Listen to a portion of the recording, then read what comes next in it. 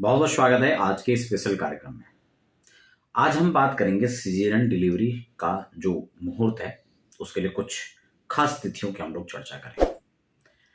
पिछले कार्यक्रम में मैंने आपको सविस्तार इसकी विशेष जानकारियों को दिया था। देखिए, सीजरियन डिलीवरी मुहूर्त का क्या हमारे जीवन में उपयोगिता हो सकती है, क्यों हमें इस मुहूर्त का चयन करना चाहिए। खासकर मैं इसलिए भी यहां पर चर्चा कर रहा हूं आज के कार्यक्रम में। वैसे मैंने इसकी सारी जानकारी आपको पहले दी, कैसे आप इसके लिए समय निश्चित करें और कैसे आप इसके डेट निश्चित करें। क्योंकि जब तुला के अंदर सूर्य होंगे तो स्वाभाविक है कि सूर्य नीच राशि के होंगे, तो ऐसे में हम या कोई भी उस स्थिति के अंदर तुला से वृश्चिक के अंदर सूर्य को नहीं बैठा सकते हैं, समझ रहे हैं। तो उसमें हम क्या रोल अदा कर सकते हैं, मैंने आपको पिछले कार्यक्रम के माध्यम से भी जानकारी दी थी। ये मैं इसलिए भी बता रहा हूं क्योंकि अब कई कई ग्रहों का एक साथ समागम होगा, इसलिए हमें ऐसे समय में सिजेरियन का जब हम मुहूर्त निकालें डिलीवरी के लिए, तब हमें यहां पर बच्चे और माता दोनों की सुरक्षा का भी ध्यान रखना है, उनके लिए शुभ हो ऐसा भी ध्यान में रखना है। डॉक्टर के लिए समय भी सूट करे वह भी हमें ध्यान में रखना है। पता लगे हम समय दे रहे हैं रात्रि का, उस समय तो पॉसिबल ही नहीं हो पाएगा, फिर कैसे होगा। इसलिए समय का भी हमें ध्यान रखना है। और दूसरा, बच्चे की कुंडली के अंदर कोई अशुभ योगों का निर्माण ना हो, ज्यादा से ज्यादा शुभ योग बने, पॉजिटिविटी ज्यादा से ज्यादा हम कैसे उसमें ला सकते हैं। दूसरा, बच्चे की जन्म कुंडली के अंदर कोई एक अच्छा सा राजयोग भी बनना चाहिए, काल सर्प जैसे या फिर मूल आदि जैसे, हम उनसे उसको बचा सकें। ऐसे डेट जो डॉक्टर ने दी हैं उसके बीच में से हमें उसका सिलेक्शन करना है। और उससे भी खास बात कि हमें एक ऐसे समय, ऐसे लग्न का विचार करना है जब बच्चे की कुंडली के अंदर ग्रहों की स्थिति अच्छे से अच्छे बन सके। तो बहुत महत्वपूर्ण चीज। अब हम नवंबर की हम लोग चर्चा करेंगे और अगले कार्यक्रम में दिसंबर, इसमें मिलता जुलता हम दिसंबर को भी लेंगे।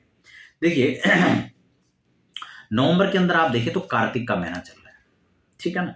इसमें कार्तिक शुक्ल पक्ष रहेगा और 16 तारीख तक, जब तक संक्रांति नहीं होती तब तक तुला में ही सूर्य रहेंगे। यानी कुंड, वैसे तो कार्तिक मगशीर लग जाएगा उसमें कृष्ण पक्ष, ठीक है ना, पंचांग के हिसाब से।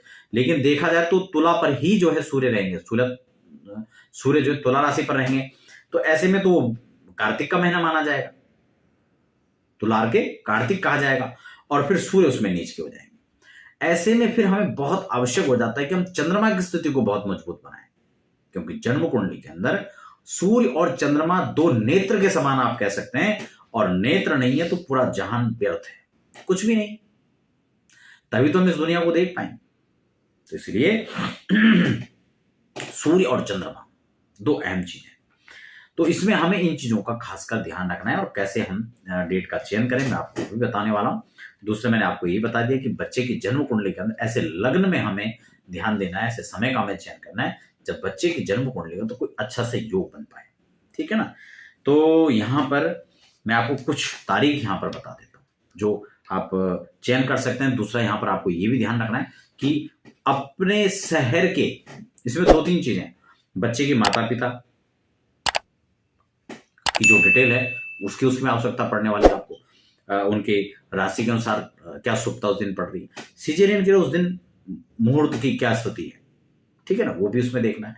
और दूसरा, फिर बच्चे के जन्म की बात है, उसके लिए शुभ या अशुभता का कैसा योग बनेगा। तो 2-3 चीजें इसमें बता दिया।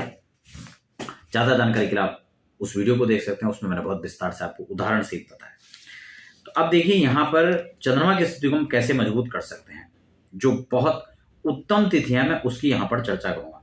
देखिए, अक्टूबर 28 तारीख को और 27 तारीख को यहां पर वृश्चिक पर चंद्रमा रहेंगे जो नीच के माने जाएंगे, ठीक है ना, इनमें आप बिल्कुल ना करें।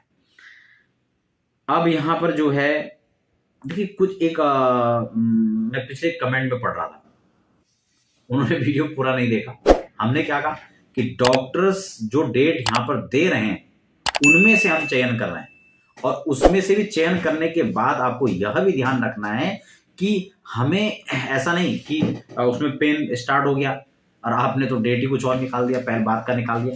तो हमें प्रधानता देनी है पहले की, ठीक है ना, जो जल्दी से जल्दी का समय।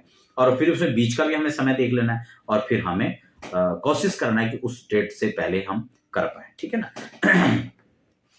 अब यहां पर नवंबर के अंदर सबसे अच्छा जब कर्क राशि में स्वग्रही चंद्रमा रहेंगे, यहां पर 14 तारीख को और फिर 15 तारीख को, ठीक है। यहाँ 13 को भी कर्क राशि में प्रवेश कर जाएंगे, लेकिन उस समय थोड़ा विलंब का है और अगर संभव हो सके किसी के लिए तो उसका भी चयन कर सकते हैं, कोई दिक्कत नहीं।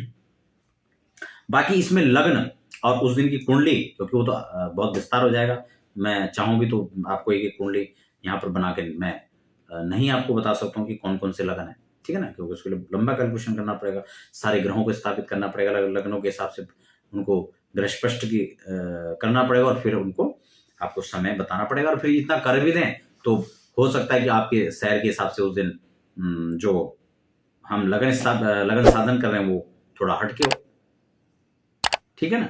तो आपके यहाँ का सूर्योदय होगा उसके हिसाब से लगन साधन होगा, चंडीगढ़ का अलग होगा, दिल्ली का अलग होगा, ऋषिकेश का अलग होगा, तो उससे वो आप पर्सनल अपने यहाँ के हिसाब से लगन का साधन करें।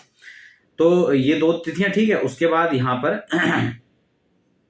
कर्क के अंदर हो गया और दूसरा यहाँ पर कर्क सिंह कन्या वृष राशि में, दूसरा यहां पर जो है धनु मकर कुंभ मीन नवंबर के अंदर मेष वृष। हाँ, उसके बाद यहां पर वृष राशि पर जब चंद्रमा रहेंगे तो वो यहां पर दिसंबर के महीने में पहुंच जा रहे हैं, ठीक है ना।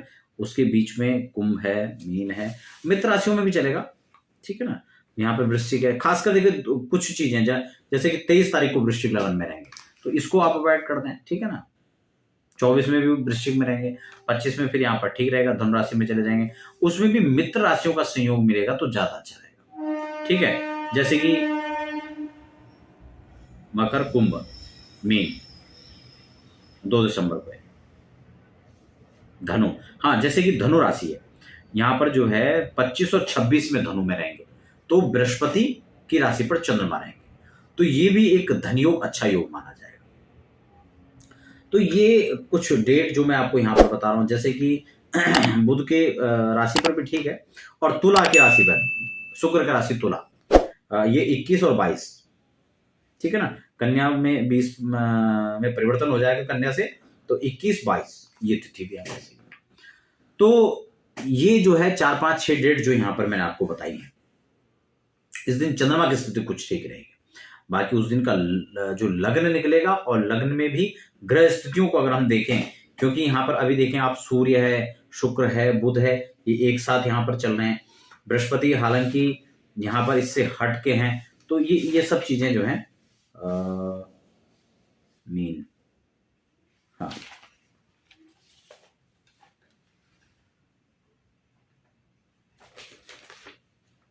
दिसंबर खरमास चंद्रमा, हाँ तो ये चीज है यहां पर जो कि बकरी होने पर, हाँ ठीक है। तो उसके बाद बृहस्पति फिर अगले महीने फिर ये स्वग्रही हो जाएंगे, तो इस प्रकार से आप स्थितियों का चयन कर सकते हैं। तो आशा करता हूं आपको कार्यक्रम थोड़ा सा हो सकता है अगर समझ में नहीं आया हो तो थोड़ा बोर भी लगा होगा आपको, लेकिन अगर समझ में आया तो उससे आपको कुछ जानने को भी मिला।